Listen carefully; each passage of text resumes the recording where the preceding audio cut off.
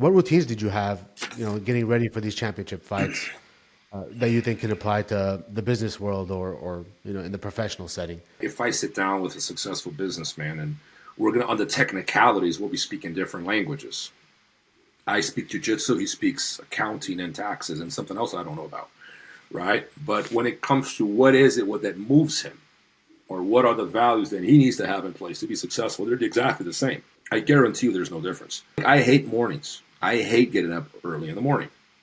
But if I had to get up at 6 a.m. to go run or do weights, it never crossed my mind not to do it. Right? That's what I call discipline. Discipline is doing what you hate, not what you like. Welcome to Harry Handles It, a podcast where we dive into the world of personal growth, success strategies, and everything in between. I'm your host, Levin Nalbandyan, and today we're going to chat with an incredible guest who has some amazing insights to share. Remember, no matter what life throws your way, I'm here to help you handle it. So let's get started. Good afternoon. I'm thrilled to welcome our new guest today, Robert Drysdale, MMA champion, Jiu-Jitsu world champion, and Brazilian school owner. Robert Drysdale, welcome. How you doing today? Very good, Harry. Thank you for having me. Thank you for the kind words. And good to be here, man. Thank you for the opportunity. I'm excited to have this conversation. I am a purple belt in Jiu-Jitsu, and I continue to try to practice the sport and get better, on a consistent basis. Awesome. So it's a beautiful sport. It's addicting. Yeah, big time. And very, very humbling, which is also it's needed. Yeah, I think it keeps you in the right place, right? It brings the underconfident person up to where they're supposed to be. And if you're a little overconfident, thinking a little too much of yourself, it humbles you a little bit. It kind of keeps people exactly where they're supposed to be. That's what I like about it. Yeah, it's a beautiful sport. Can you describe for our viewers a little bit about your journey from not having a jiu-jitsu career to becoming a fifth-degree black belt? Well, my first experience with martial arts was Hapkido. I did that for 2-3 years when I was like 9-10 years old. I liked it, but not enough to make a living from it.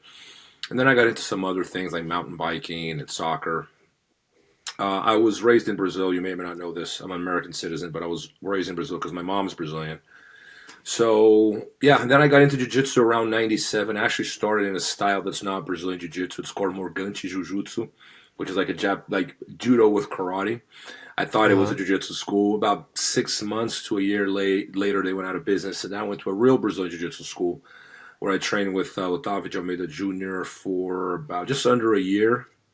That was around the time I finished a high school in Brazil, and I moved to the U.S. to attend college, to go to college, and I started training with the Luis Pederneiras Association in 1999. I trained with them. Steve Da Silva was my coach. Gustavo Dantas, John Lewis. I was there from 99 to 2000. I moved back to Brazil because I wanted to compete. By then, I was like totally immersed in jiu-jitsu. That's all I wanted to do. And I moved back to Brazil end of 2000. And that's when my competitive career really started. I joined a team in Brazil called Maromba with Paulo Strecker, and that guy, man, he was having us compete like every other weekend kind of thing. It was a very busy 2 years, probably the best 2 years of my life, really. And from there, I started training with after I won Worlds as a purple belt.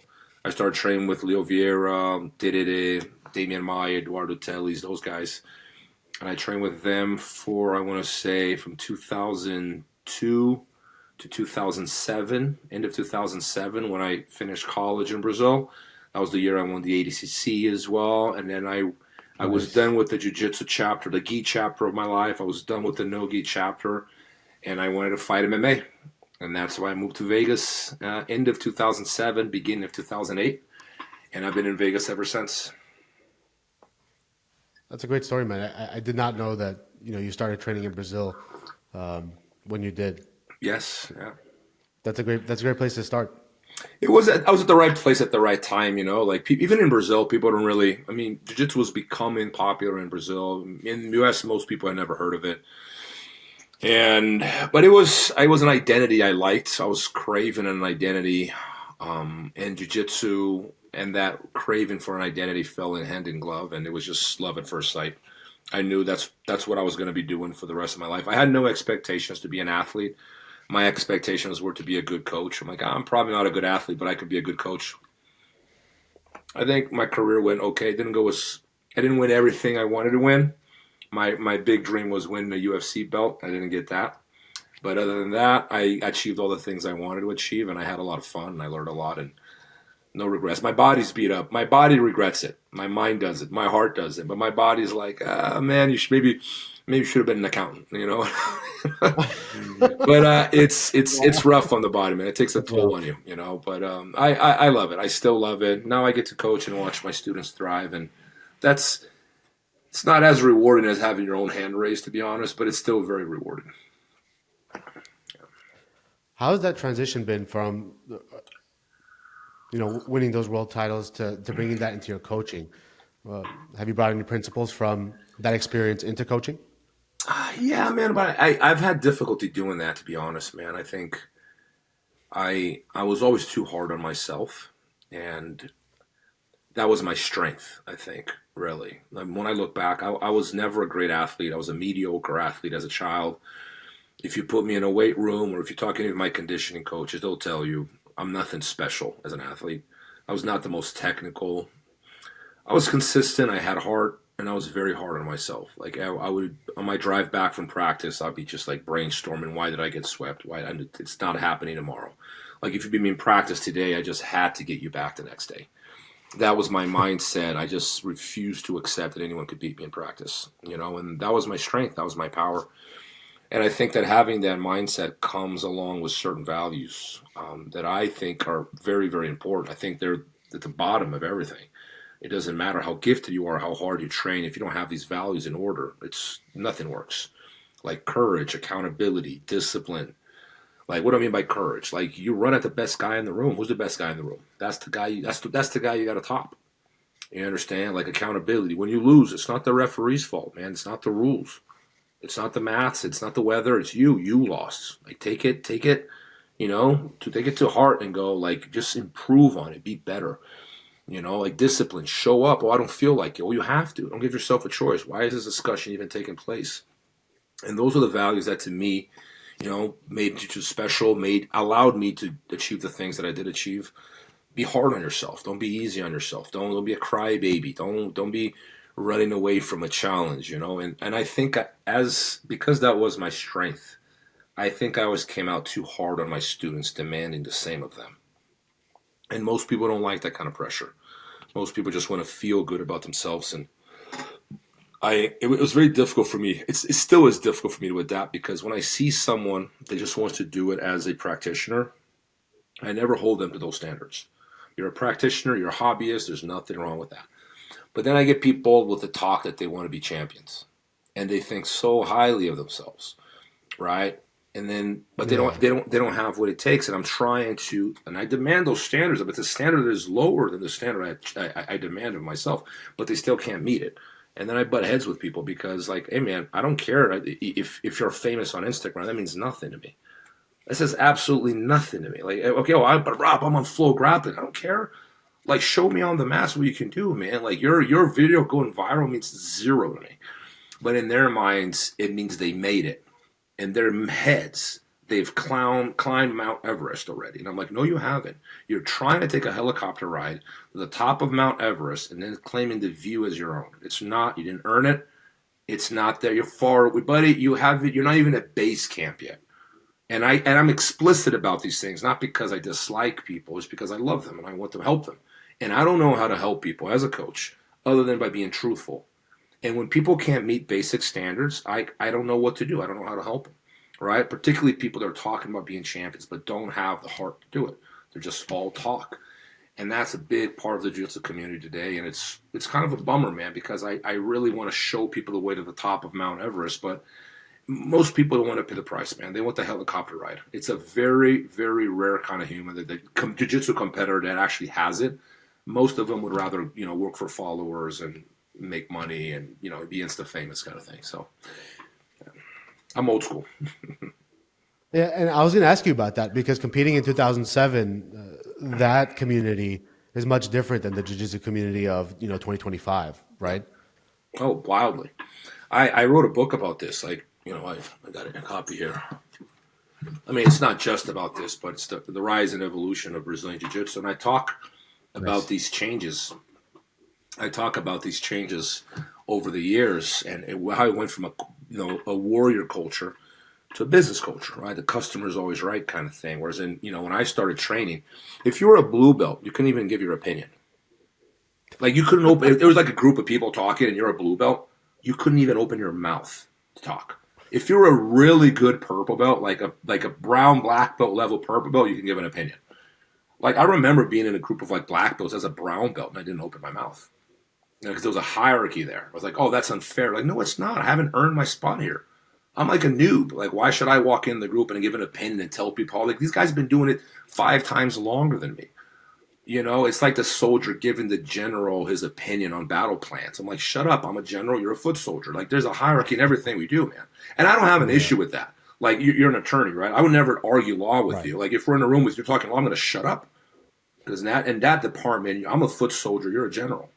You understand? So when I'm on my mats, that's how I look at things. I'm the general. You're the foot soldier.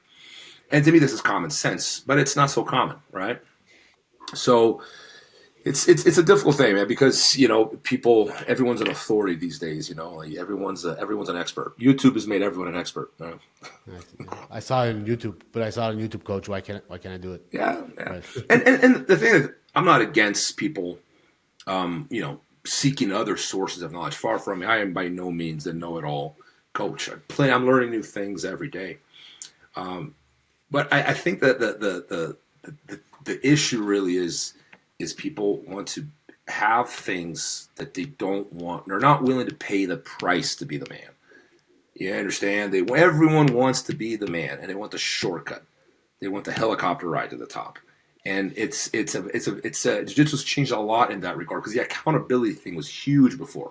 Like you lost the idea of blaming your coach, your training partners, or the referee was unthinkable. It didn't cross your mind to blame anyone other than yourself because the accountability was so ingrained in the culture. Now people lose, they blame everyone except themselves. It's never them. It's always someone else. It's never them.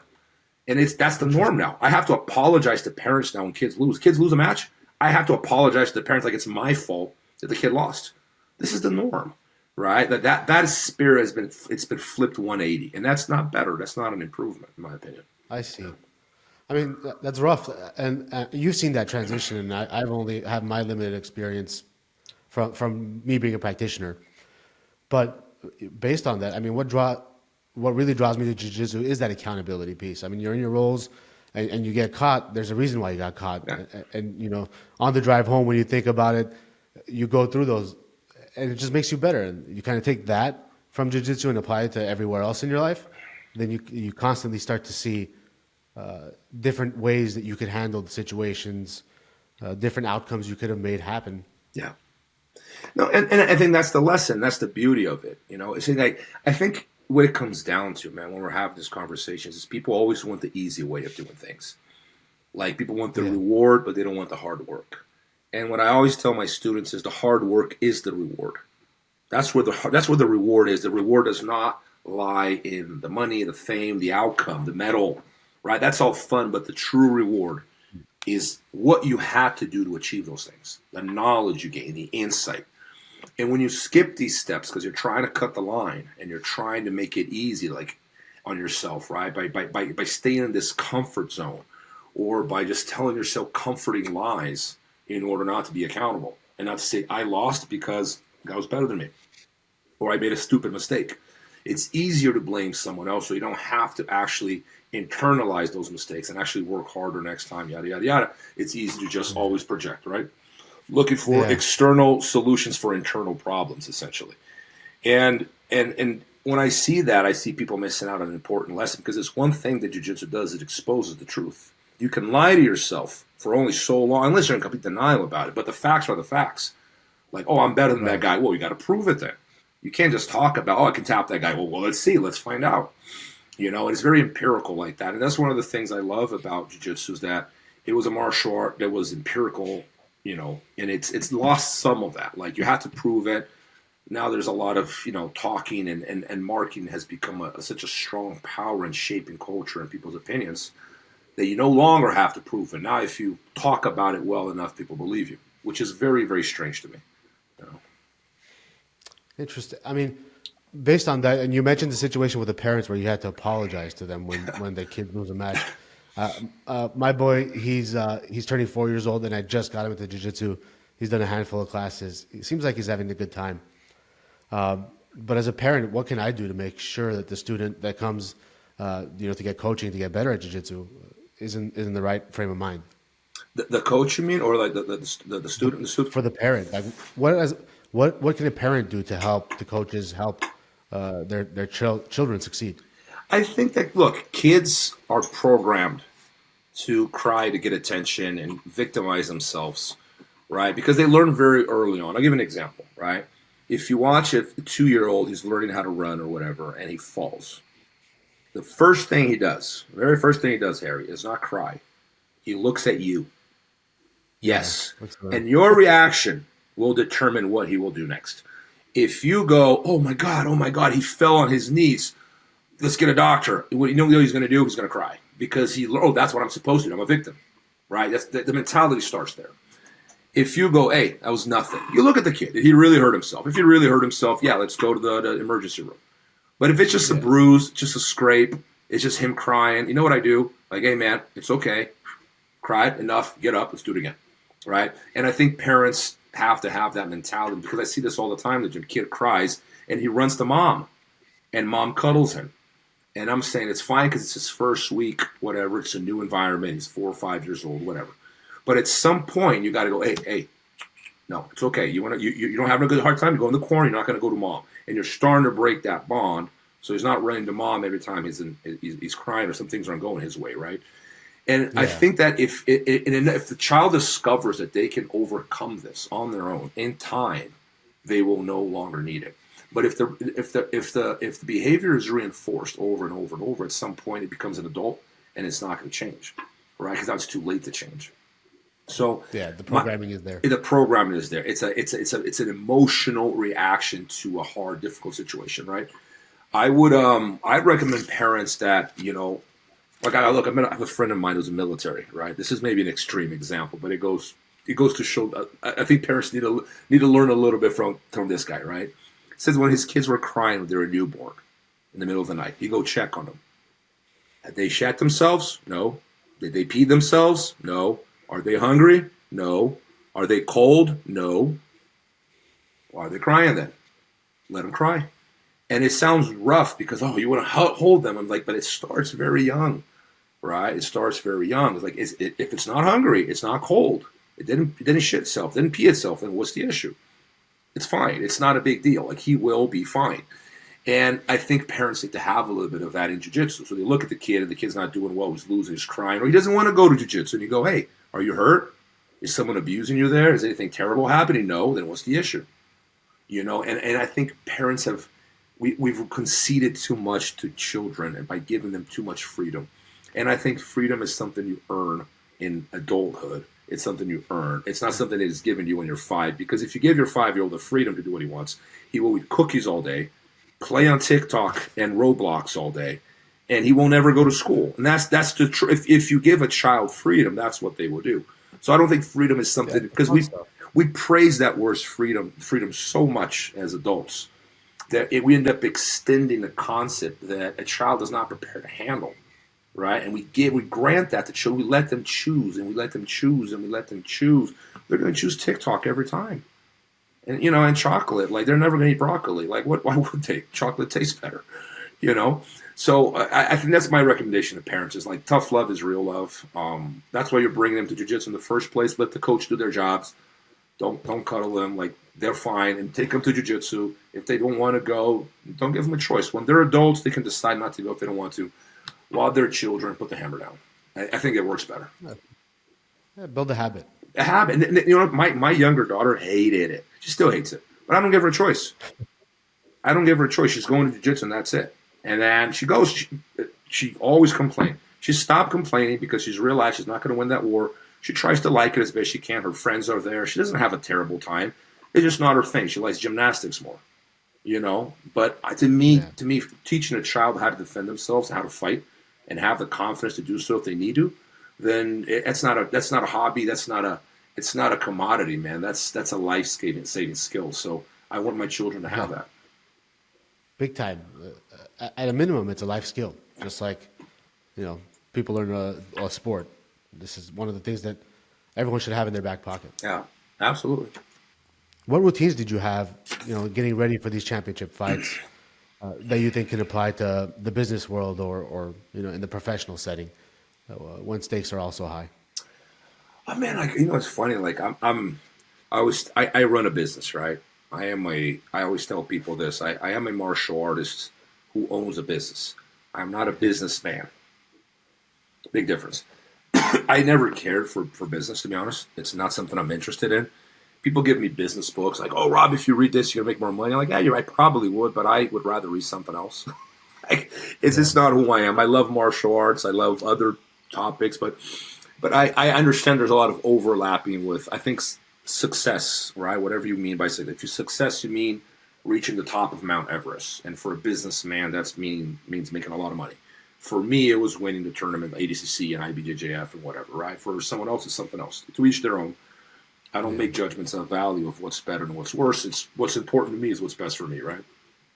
But I think that the climb to Mount Everest, it's the same across the board, right? The values are the same. You're right about that, right? So if I sit down with a successful businessman and we're gonna on the technicalities, we'll be speaking different languages.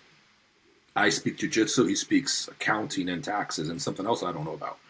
Right? But when it comes to what that moves him, or what are the values that he needs to have in place to be successful, they're exactly the same. I guarantee you there's no difference, right? You got to get up. I hate mornings. I hate getting up early in the morning. But if I had to get up at 6 a.m. to go run or do weights, it never crossed my mind not to do it, right? That's what I call discipline. Discipline is doing what you hate, not what you like.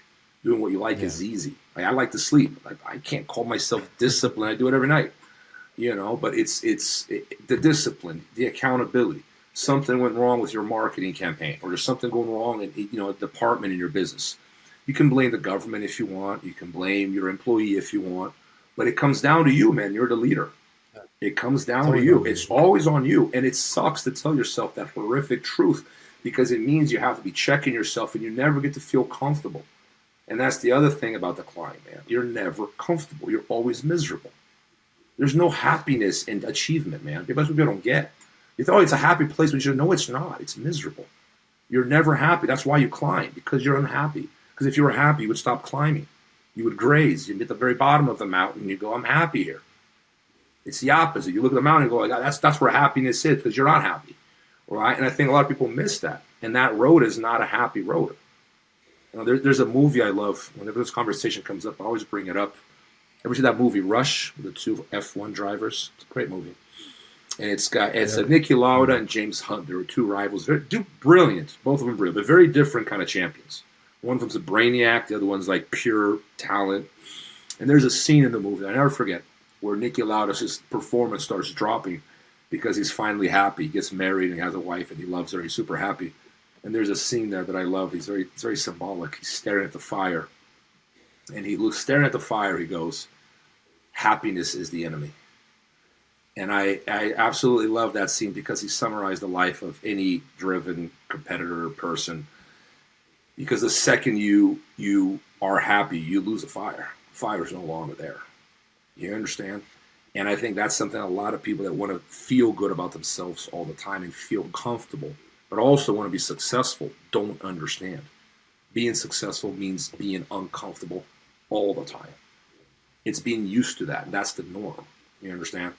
And as an athlete, man, I was dragging myself. I was overtrained, and I'm using the rail to go up a flight of stairs because I have nothing left in my legs. I didn't know what not being overtrained was until I retired. I'm like, oh, this is what a normal person feels like every day. Because I was training 6 days a week for 20 years straight. I'm all beat up. I have the body of a 67-year-old man, and I'm 43. I need help. Sometimes I use the rail to go up a flight of stairs. I'm 43, man. My knees are destroyed. I don't regret it, but I pay the cost. And I think that any successful business person will have a lot of internal scars and maybe not their knees might be doing okay, but they have a lot of internal scars because they messed up a whole bunch. But I guarantee you talk to any of those guys, they're proud of their scars. None of them are going, "Oh, that was a bad." No. They look back and they go, "That was the greatest thing. Going bankrupt was the best thing that's ever happened to me." Right? Because as long as you have that mentality, you look at a problem, you go, "Nah, I just fell off the top of the mountain. I was close, but if I did it once, I can do it again." And that's something that's universal. I think that's what you're talking about, right? Yeah, man, that's perfect. Well, thank you for your time today, Robert. It was a sincere pleasure talking to you, and I hope to one day in Vegas come to your gym and we'll train together. Absolutely, right. Anyone listening to, always welcome. I have an open mat policy. You guys are all welcome. I'd love to have you. Awesome, thank you. And how can our users and listeners find you? I'm in Las Vegas, Nevada. If you Google Zenith by Robert Drysdale, it's coming Zenith Jiu-Jitsu by Robert Drysdale. You can find me on Instagram. It's the only social media I'm really active on. So if you write me anywhere else, I won't see it. Robert Drysdale, JJ. JJ for Jiu-Jitsu, right? Robert Drysdale. That's my Instagram handle. That's the only one I'm active on. And you guys are more than welcome to stop by for some training. I'd love to have you. Thank you so much, Robert. Appreciate the time. Thanks for joining us today on Harry Handles It. I hope you enjoyed our conversation and found some valuable takeaways. If you're facing challenges in your own life or business, remember that you're not alone. Together, we can handle anything that comes our way. Don't forget to subscribe and leave a review if you like what you heard. Until next time, keep pushing forward and handling life with confidence.